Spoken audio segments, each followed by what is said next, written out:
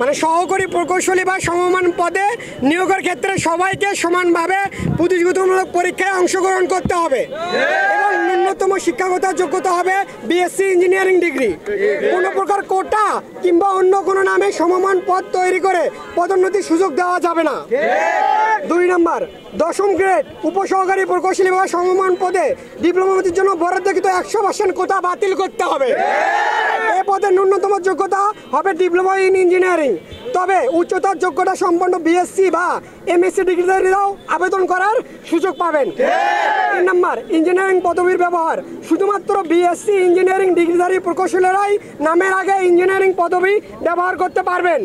অন্য কেউ এ পদবী ব্যবহার করলে তার বিরুদ্ধে কঠোর আইনগত ব্যবস্থা নিতে হবে। আমাদের কথা স্পষ্ট, 24-এর এই বিপ্লব আমরা ঘটিয়েছি নতুন এক বাংলাদেশ বিনির্মাণের স্বার্থে, যেখানে কোনো বৈষম্য থাকবে না, যেখানে কোনো অন্যায় থাকবে না। কিন্তু আমরা এখনো দেখতেছি, এখন এই 24 পরবর্তী বাংলাদেশে এখনো কোটা, এখনো বৈষম্যের স্থান রয়েছে।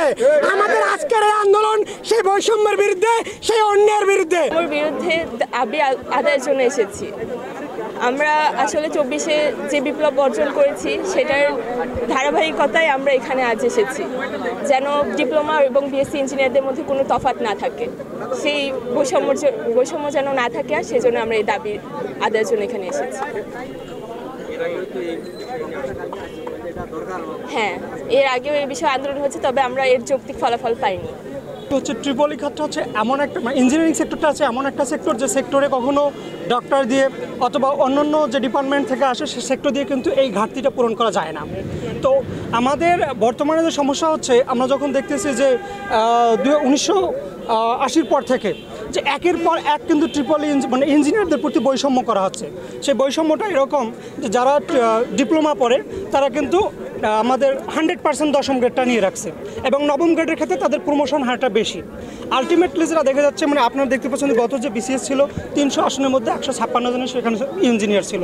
এটা মানে পরিলক্ষিত হয় যে ইঞ্জিনিয়ারদের পর্যাপ্ত যখন সুযোগ সুবিধা না দেওয়া হয় তখন কিন্তু তারা আলাদা সেক্টর বেছে নেয়। এখন আপনারা দেখতে পারেন সোশ্যাল মিডিয়া থেকে, বিভিন্ন মিডিয়ায় বলা হয়ে থাকে যে সরকারে এত টাকা খরচ করে তারপরে ইঞ্জিনিয়াররা কেন অন্যদিকে মুভমেন্ট করছে। কিন্তু আপনি যখন দেখবেন যে 10ম গ্রেডে 100% ডিপ্লোমাদের অগ্রাধিকার দেওয়া হয়েছে, সেক্ষেত্রে কিন্তু ইঞ্জিনিয়াররা যারা প্রপার ইঞ্জিনিয়ার তারা কিন্তু তাদের পথ বেছে নিতে বাধ্য হবে, কারণ সবারই জীবিকার একটা মানে নিশ্চয়তা থাকতে হবে।